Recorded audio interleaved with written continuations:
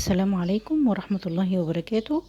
تعالي بقى اقولك على فكرة حلوة قوي لصدور الفراخ، ما توقفكيش في المطبخ كتير في الحر اللي احنا فيه دوت. وانا بسميها بصراحة غدا المستعجلين، بس طعمها تحفة. تعالي جربي الطعم الجديد اللي انا عاملاه.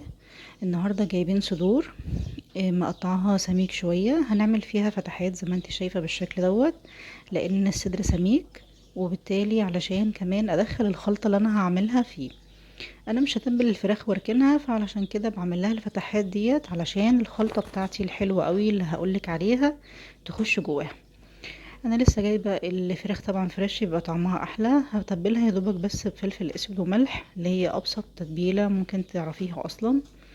اهي تبلناها كده ودعكناها كويس قوي من على الجنبين، الجنب الاولاني اللي فيه الفتحات والجنب اللي تحت. بصراحة النهاردة الصدور دي طعمها كان عاجب الولاد جدا جدا، وكمان سهلة ما فيهاش حاجة وجديدة. انا عندي بقى معلقة زبدة. التوابل بتاعتي عبارة عن ملح وفلفل وزعتر وشوية 7 بهارات. هندي بقى صدمة للفراخ بتاعتي كده، ومحضرة طبعا التوم بتاعي وصويا صوص وخل.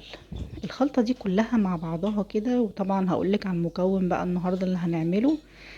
بعد ما ناخد كده صدمة للفراخ كده في الطاسة بتاعتي، اديها لون ذهبي من الجناب كده جنبين. هنحط بقى معلقة، لا مش معلقة، نص معلقة بس توم كفاية علشان المقدار اللي انا عاملاه. هيشم بس ريحة التوم كده تطلع معايا. احط عليه مكعب زبدة تاني كده لان حسيت ان الزبدة اثرت. احط بقى معلقة عسل. انا بصراحة استعملت عسل اسود ومعلقة صويا صوص، الاتنين دول مع بعض ادوني يعني حاجة كده طعمها وريحتها تحفة تحفة تحفة. ممكن تستعملي عسل ابيض لو عندك، بس انا قلت تسهيلا يعني ده موجود في بيوتنا كلها.